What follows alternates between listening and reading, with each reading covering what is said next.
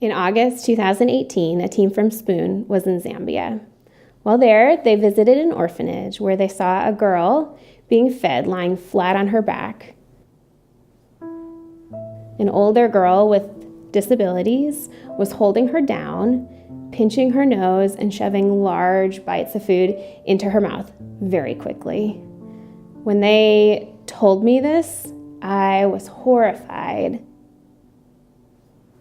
This orphanage had 38 children with special needs and one caregiver. In order to get through a mealtime, the older children with special needs were feeding the younger children. So when I got to Zambia and I got to visit this orphanage, I immediately looked for the girl that my team had told me about. When I saw her, she was seated in a chair with her knees pulled to her chest, and another girl was feeding her with large bites of food very quickly, shoving as much as she could into her mouth. And another girl stood behind her, holding her head tightly and pinching her nose, forcing her to open her mouth.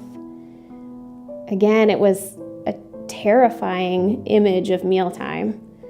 And so I asked the girls if I could offer some suggestions to improve mealtime for her, but also for them.